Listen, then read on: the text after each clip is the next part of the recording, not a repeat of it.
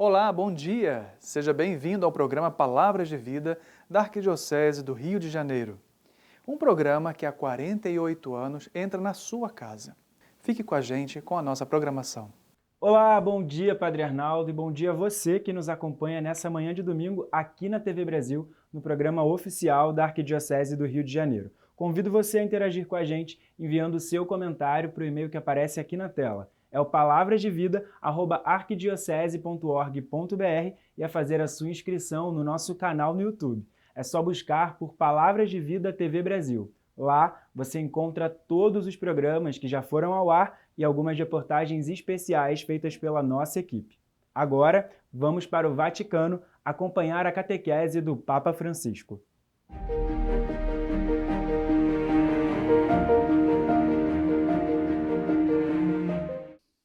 Catequese que o Santo Padre dedica a essa temática, e hoje o tema é o combate da oração. Como sempre, o Santo Padre irá fazer sua catequese em italiano e depois nessas línguas teremos uma síntese das línguas que nós ouvimos, o Salmo 10, em cada uma das línguas, e depois a saudação também aos grupos linguísticos. O Papa introduz, queridos irmãos e irmãs, bom dia. Estou feliz em retomar este encontro face a face. E digo uma coisa, não é bom falar diante do nada, de uma telecâmera. E agora, depois de tantos meses, graças também à coragem do Monsenhor Sapienza, vamos fazer ali. E estamos aqui hoje reunidos. Muito bom, Monsenhor Sapienza. Encontrar as pessoas, vocês, cada um com sua história.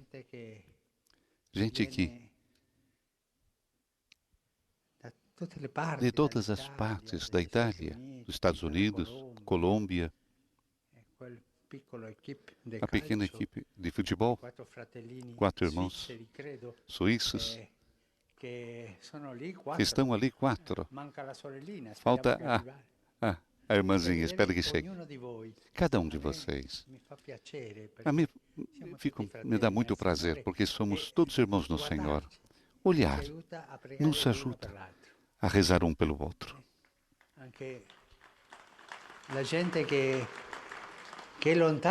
As pessoas que estão distantes, mas que estão próximas.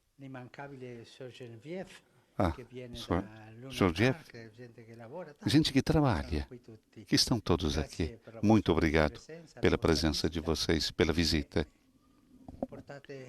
E levem a mensagem do Papa a todos.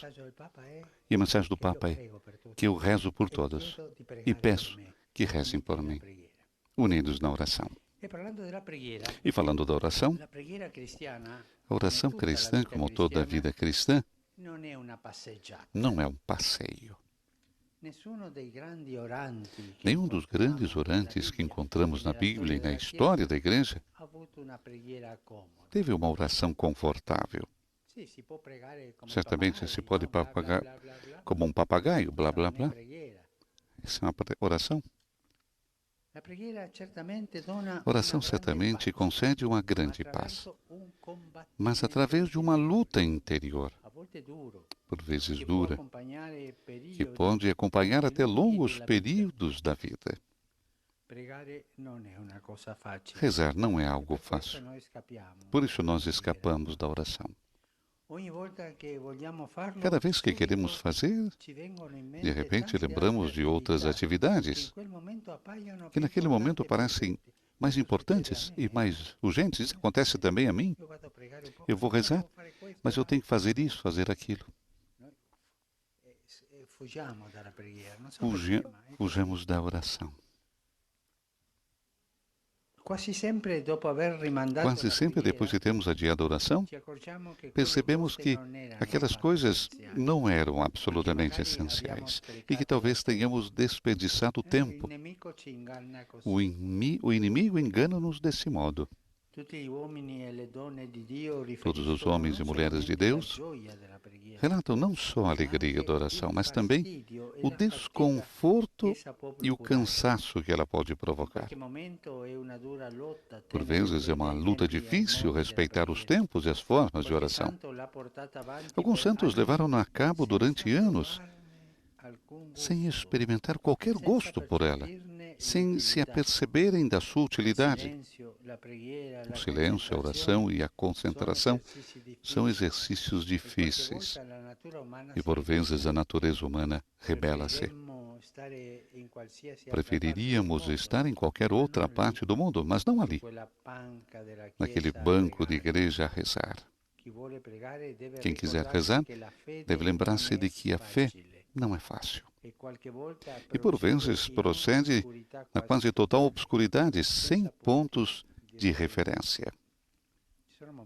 Existem momentos da vida de fé que são escuros, e por isso qualquer santo chama de a noite escura, porque não sente nada. Mas eu continuo a rezar. O catecismo enumera uma longa lista de inimigos da oração, aqueles que tornam difícil rezar. Alguns duvidam que a oração possa realmente alcançar o Todo-Poderoso. Mas por que permanece Deus em silêncio?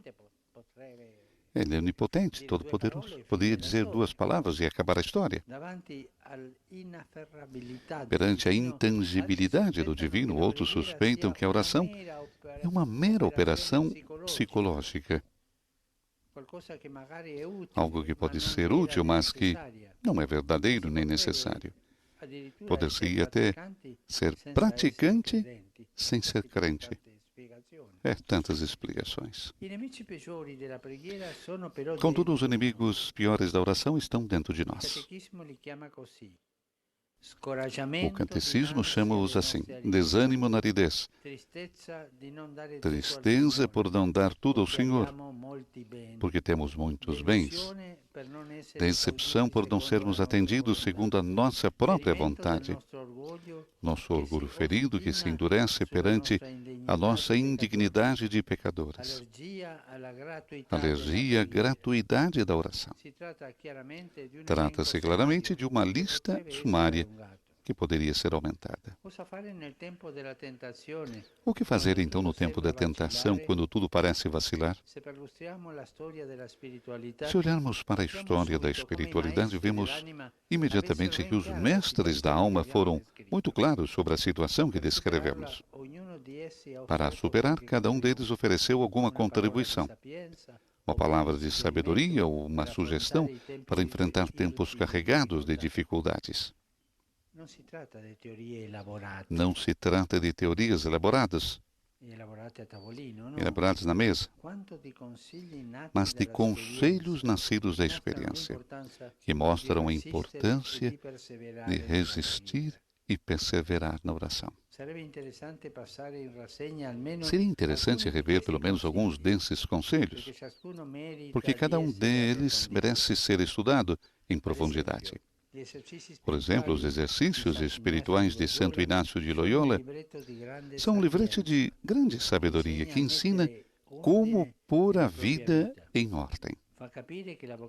Faz-nos compreender que a vocação cristã é militância, é decisão de estar sob a bandeira de Jesus Cristo e não sob a do diabo, procurando praticar o bem, até quando se torna difícil.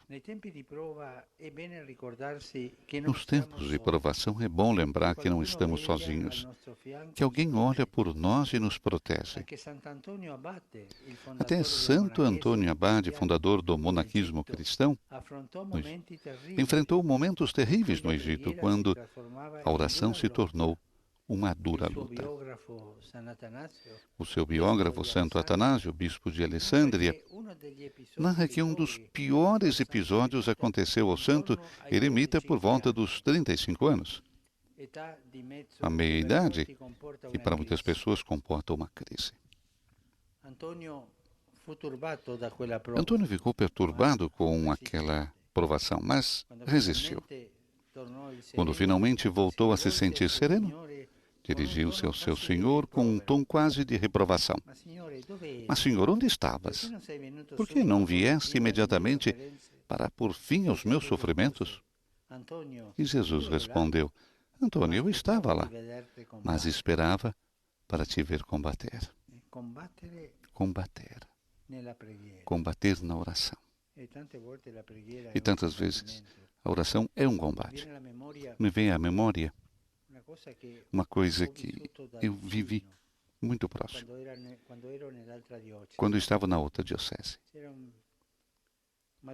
havia um casal com uma filha com uma doença que os médicos não sabiam o que era. E no final, no hospital, o médico disse à mãe: Senhora, chame o seu marido. Ele está no trabalho. Todos os dias eles trabalhavam. E disse ao pai: a menina não passa dessa noite. É uma infecção que não podemos fazer nada. Aquele homem talvez não ia à missa todos os domingos, mas tinha uma grande fé. Saiu chorando com a mulher e a criança, pegou o trem e fez 70 quilômetros de distância até a Basílica de Nossa Senhora de Luján, padroeira da Argentina. Ali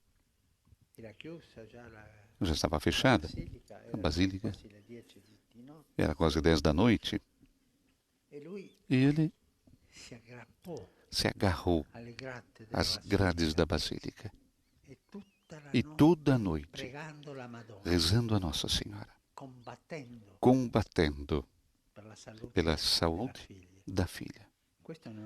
Isso não é uma fantasia. Eu vi isso. Eu vivi isso. Combatendo. No fim, às 6 da manhã, abriu a igreja, ele entrou, saudou Nossa Senhora e voltou para casa. Toda a noite, combatendo. Quando chegou, procura a esposa, não encontra. Pensou: já foi embora. A Nossa Senhora não pode me fazer isso. E encontrou a esposa sorridente. Mas o que aconteceu? Os médicos disseram que mudou tudo e que ela agora está curada. Aquele homem, lutando com oração, teve a graça de Nossa Senhora, que ele me contou. E isso eu vi. A oração faz milagres, porque a oração vai ao centro da ternura de Deus, que nos quer como Pai. E quando nos faz a graça, e não faz essa graça, fará uma outra. Mas sempre é o combate da oração, de pedir a graça. Às vezes nós pedimos uma graça que não temos necessidade, pedimos assim, sem vontade, sem combater. Assim não se pedem as coisas. A oração é um combate. E o Senhor está sempre conosco. Se em algum momento difícil não ouvimos a sua presença, no futuro iremos sentir. E no futuro podemos repetir a mesma frase que disse o patriarca Jacó. Certo, o Senhor está nesse lugar e eu não sabia. No fim da nossa vida, voltando o olhar para trás, também nós podemos dizer: pensava que estava sozinho. Mas não estava. Jesus estava comigo. Todos nós podemos dizer isso. Muito obrigado. Conclui-se assim a catequese do Papa Francisco, recordando esse momento particular da sua vida e desse pai de família. que luta na oração pela saúde da sua filha.